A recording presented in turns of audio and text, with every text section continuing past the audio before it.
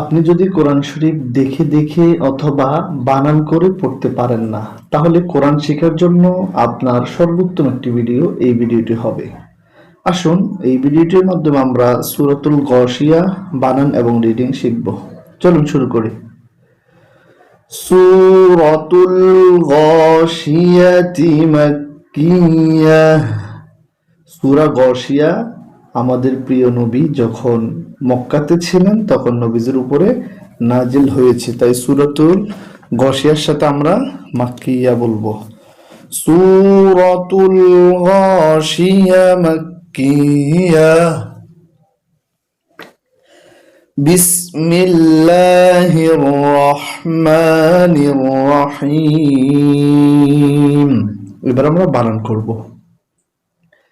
হায়ে জবর লামে জজম হাল, উচ্চারণটা হরকতের তাই তাড়াতাড়ি করব। হাল। হামজা জবর আ, হাল আ। তা খাড়া জবর একালিপ তা, হাল আতা। কাফ জবর কা, হাল আতাকা। হা জবর হা, দালে যে রিয়া জুজুম এখানে একালিপ টান হবে, দি হাদি। তায়ে পেশ লামে জজম সুল, হাদিসুল।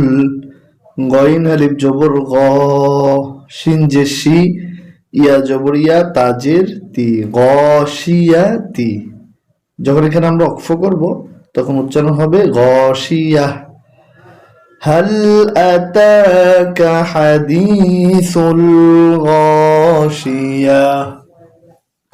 আবার হাল আতাকা হাদিসুল গাশিয়া। এবার সেকেন্ড আয়াত।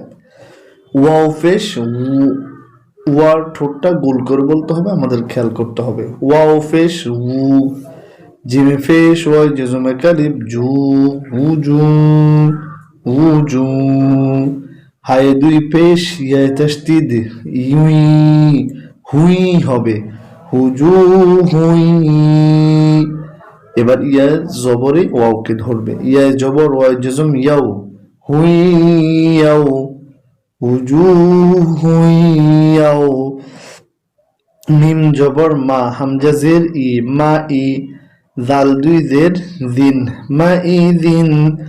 উজুহু ইয়াউমাইযিন। খ আলিফ জবর খ, শিন জেশি খশি। আইন জবর আ, তা দুই ফেস্টুন, খশিআ। উজুহু ইয়াউমাইযিন খশিআ। هل أتاك حديث الغاشية وجوه يومئذ خاشعة। এবার আমরা শিখব তৃতীয় আয়াত। আইন আলিফ জবর আ, মিম জের মি আমি, লাম জবর লা আমিলা। তাই দুই পেশ নুনে তাসদিদে তুন, আমিলাতুন। নুন আলিফ জবর না, সদ জেসি